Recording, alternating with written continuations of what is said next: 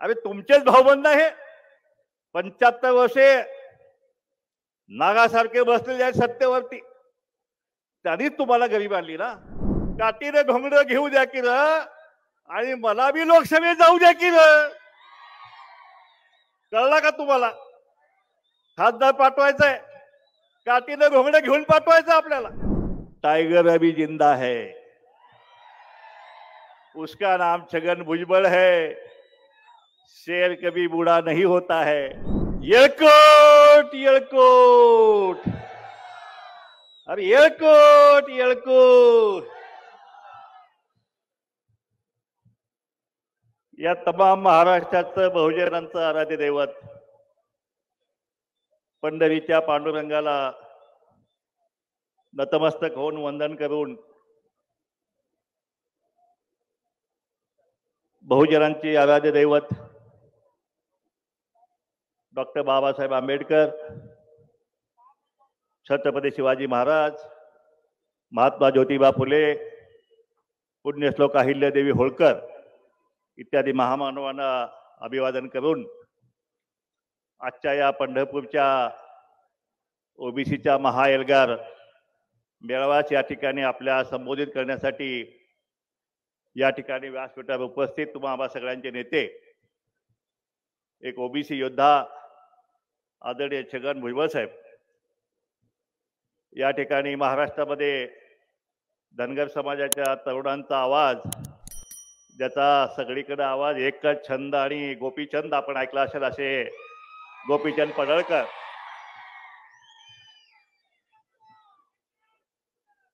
वंजारी समाजाचा बुलंद आवाज,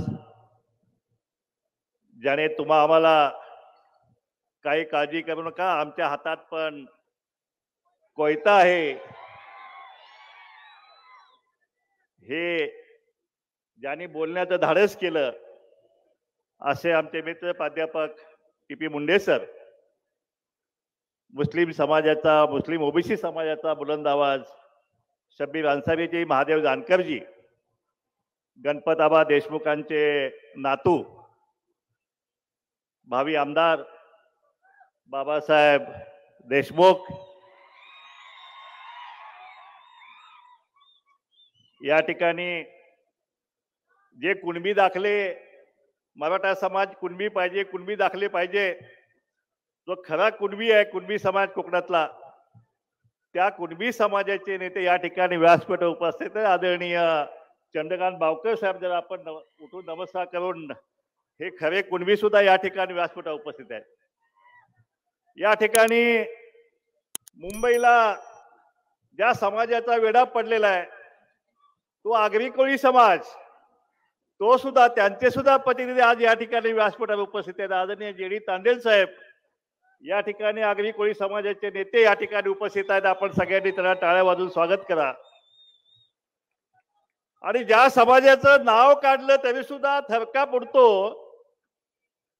असा समाज जो रामोशी समाज आहे, त्यांचे सुद्धा नेते या ठिकाणी उपस्थित आहेत. त्यांनी मागच्या सभेमध्ये भुजबळ साहेबांना काय भेट दिली, तर तलवार, आपलं काय दिली, कुराड दिली ना, परशी दिली, परशी, रामोशाची परशी जी आहे ती भुजबळ साहेबांनी दिली आहे.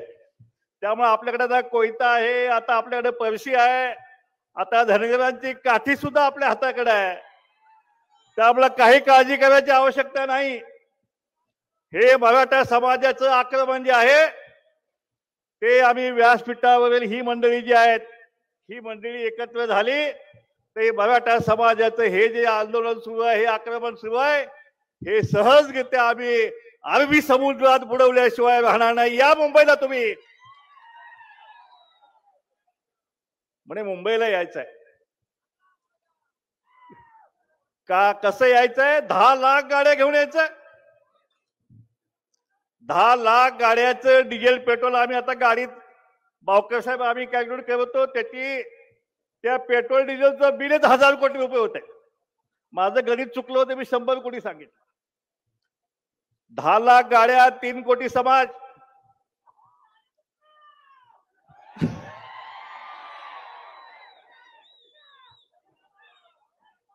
200 जेसीबी, फुलं उधळायला, आणि सभेवरती फुलं टाकायला हेलिकॉप्टर असला गरीब समाज,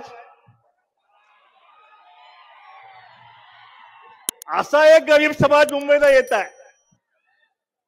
अरे बाबा, पांडुरंगाला मी साकडा घालतो की अशी गरिबी आम्हाला पण येऊ दे.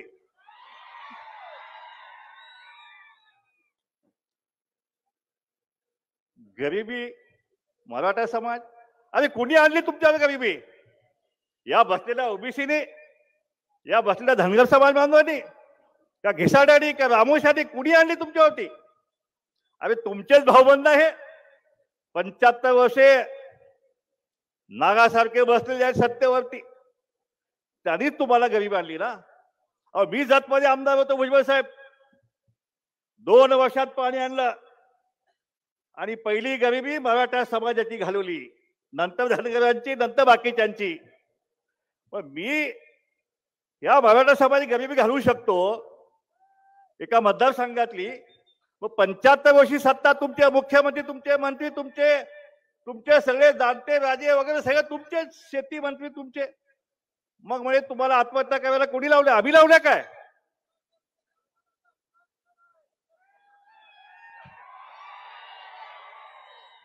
नाही, फक्त जतच होणार नाहीये, 160 होणार आहेत ना. म्हणाले भुजबळ साहेब कसे निवडून येतात आम्ही बघतो. आमची 1 लाख 1.25 लाख मतं मराठ्यांची आहेत आणि भुजबळ साहेब आम्ही पाडल्याशिवाय राहणार नाही, भुजबळांना पाडल्याशिवाय राहणार नाही. मी म्हणलं बघूया एकदाच म्हणाला. एक भुजबळ पाडला, 160 मराठे पाडू. पण हे माझं वाक्य लई लागलंय गड्यांना. फोन करते ती, आमचं नाव तुमच्या यादीत आहे का म्हणून. आता इथं सोलापूरमध्ये 1-2 सोडले भुजबळ साहेब, सगळे मराठे, खासदार मराठे, आमदार मराठे, जिल्हा परिषद आमकं टमकं सगळं. आता हे चालणार नाही. आता हे चालवायचं का? आता आमदार बी आपला आणि खासदार बनवाड्याचा आपलाच करायचा ना. या पुढचा माड्याचा खासदार हा ओबीसीचा जाणार. जीवाचं रान करा. ती काय म्हणतात ना गाणं, मग असे म्हणलं काठीने घोंगडे घेऊ त्याने मला मुंबईला येऊ दे का. मी थोडीशी सुधार करतो त्यामध्ये, काठीने घोंगडं घेऊ द्या की र, आणि मला बी लोकसभेत जाऊ द्या की र. कळला का तुम्हाला? खासदार पाठवायचंय, काठीने घोंगडं घेऊन पाठवायचं आपल्याला, बरोबर ना.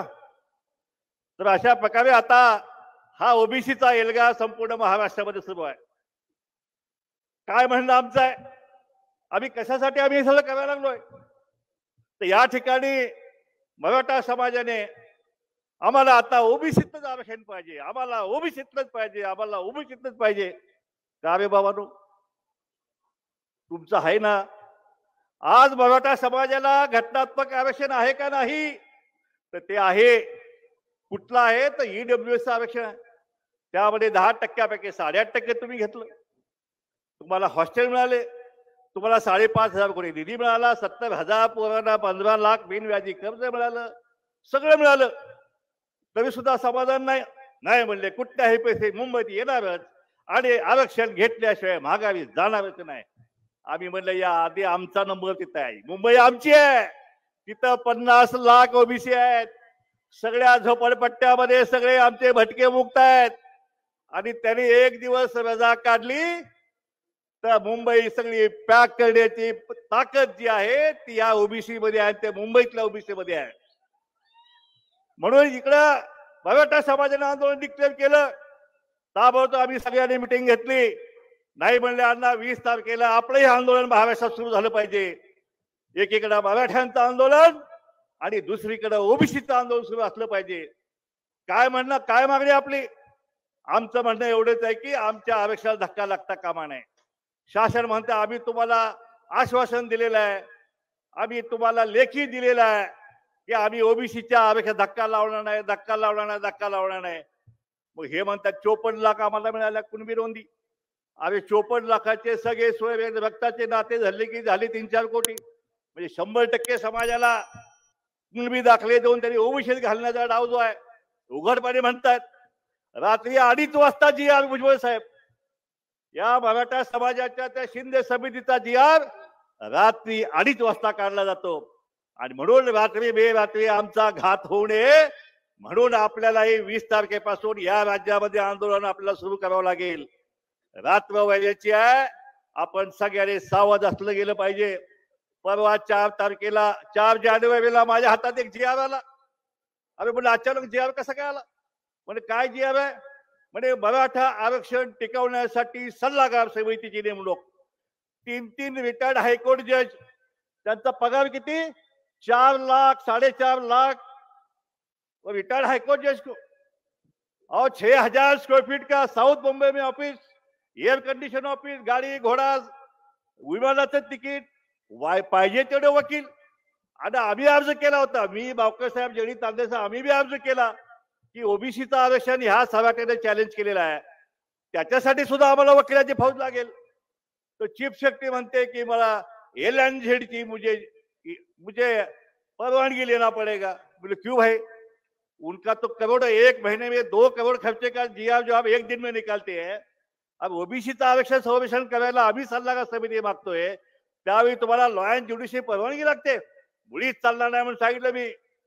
त्यामुळे अशा प्रकारे हा सगळा घात आपला सुरू आहे. मी परवा एका पत्रकारापाशी सांगितलं की जर हे जे राज्य मागासवर्ग आयोग आहे ह्यांना सांगितलं 20 दिवसामध्ये मराठा समाज पुन्हा मागासलेला आहे असा रिपोर्ट द्या. 20 दिवसामध्ये रिपोर्ट. त्या ठिकाणी ओबीसीचा अध्यक्ष होता. त्या ठिकाणी ओबीसीचे सदस्य होते.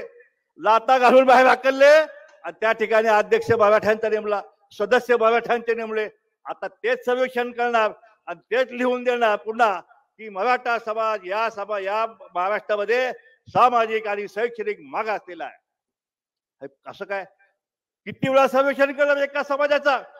मी आव्हान दिलं की त्या अध्यक्षाच्या नेमणुकीला मी कोर्टात आव्हान देणार आहे. मी त्या सदस्यांच्या नेमणुकीला कोर्टात आव्हान देणार आहे.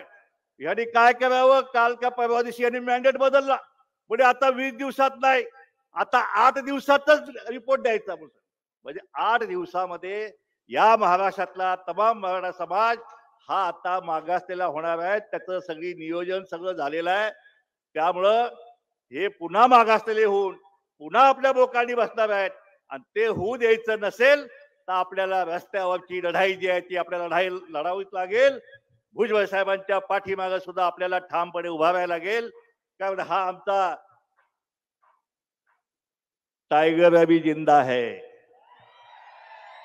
उसका नाम छगन भुजबळ है. शेर कभी बूढ़ा नहीं होता है. माहित आहे ना आपल्याला. हा त्यामुळं काही काळजी करू नका. आम्ही सगळे मिळून या महाराष्ट्रामध्ये ओबीसीच्या एका कणाला सुद्धा धक्का आम्ही लावू देणार नाही असा शब्द या ठिकाणी आपल्याला देतो. आणि पुन्हा एकदा आता लोकसभा आलेली आहे, जवळच आलेली आहे. सगळ्यांनी हुशार व्हावा. आपली माणसं आपल्याला लोकसभेत पाठवायची आहेत. त्यानंतर आपली विधानसभा येत आहे.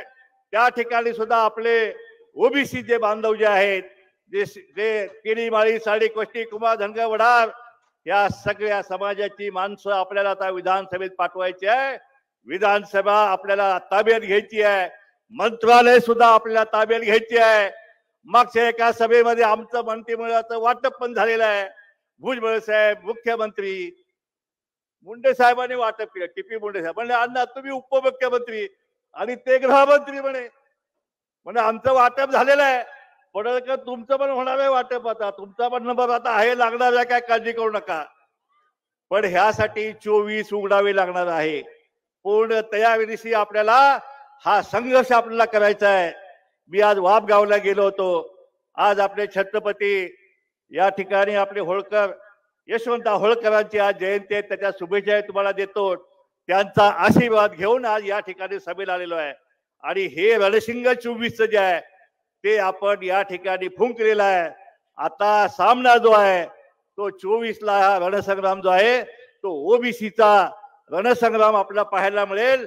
आता या ठिकाणी 160 ओबीसी जे आहेत ते विधानसभेत जाणार आहेत, आपले मंत्री त्या ठिकाणी असणार आहेत, सत्ता आपला असणार आहे आणि आपला GR सुद्धा जो आहे तो आपणच काढायचा आहे, हे लक्षात ठेवा. पुन्हा एकदा आपल्याला जाता जाता विनंती करतो की ज्या ज्या वेळी जी आंदोलन आहे आपण सगळ्यांनी मोठ्या संख्येने त्यामध्ये आपण सहभागी व्हा. या ठिकाणी मुंबईचं आंदोलन सुद्धा आम्ही 20 तारखेला घेतलेलं आहे. त्या ठिकाणी आमचे लक्ष्मण गायकवाड जे आज या ठिकाणी नाही आहेत, पण त्यांनी सांगितले अण्णा काय काळजी करू नका, 2000 गाडव त्यांनी तयारी केली, 2000 गाडव मुंबईला यायला.